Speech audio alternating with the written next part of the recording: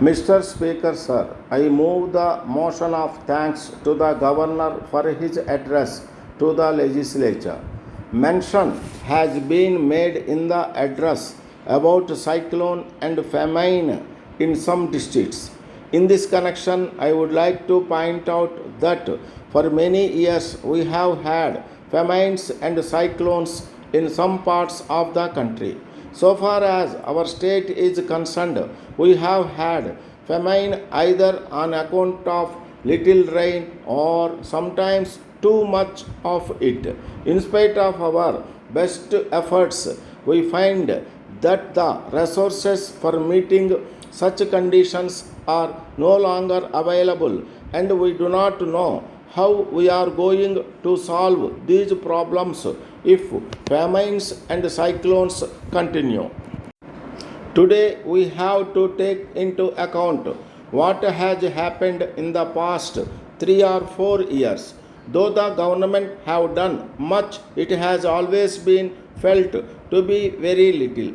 But I think with the experience that the government have in the past, it should be possible for them to go into the question of famine and the possible help that they have to render in future as quickly as possible.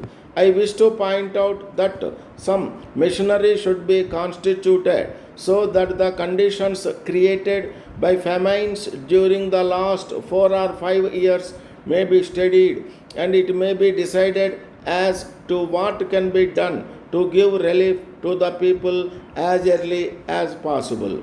I turn to the problem of agriculture. In our country, we should give the greatest attention to agriculture. Whatever may be the size of our population, food has got to be produced. So far as our state is concerned, we have to intensify agricultural operations so that we may be able to grow much more than what we are doing now.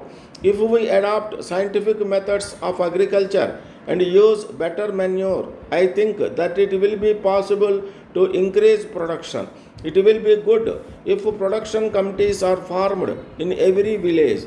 They may see how best we can improve agriculture. The government may help them to promote the sale of improved seeds and better manure. If the government interference is reduced and the people are helped to help themselves, it will create the necessary enthusiasm for development.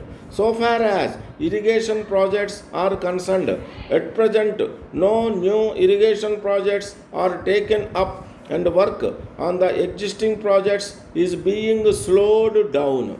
In my opinion, slowing down any irrigation project on the ground of want of finance is not a sound policy. The greatest economy can be affected by completing the work so that the fields may be irrigated and production increased. I request that the irrigation schemes may be completed as early as possible, even by borrowing money if necessary.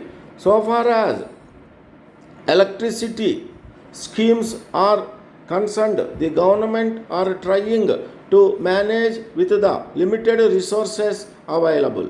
Whatever be our view of a welfare state, we must understand that unless we have the necessary resources, we cannot make much progress.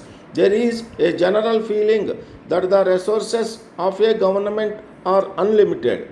If it is understood that the resources of the government have to come from the people, it will reduce the demand on the government to take up this scheme or that.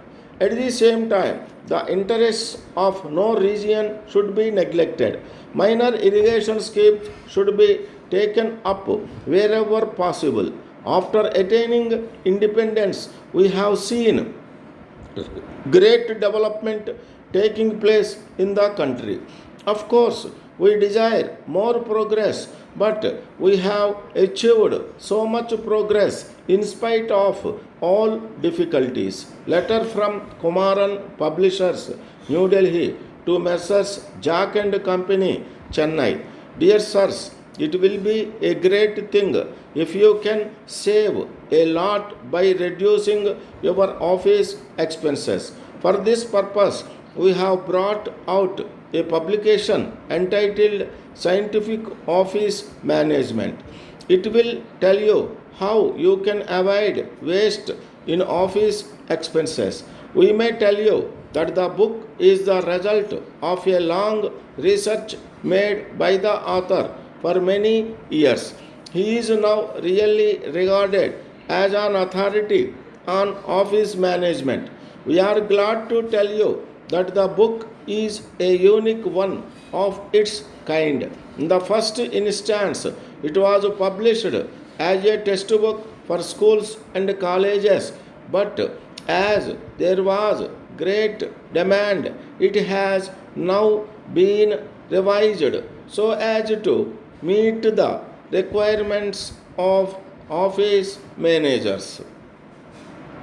It deals with the problems of office management and gives sound advice on how to meet them.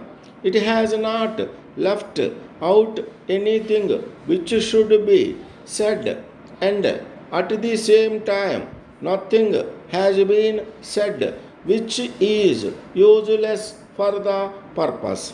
As a matter of fact, the book will be a valuable guide to office managers and secretaries. Whatever be your line of business or problem, you are sure to profit by it. Please fill in the enclosed order form and send it to us. We shall be glad to send you the book by return of post. Yours faithfully,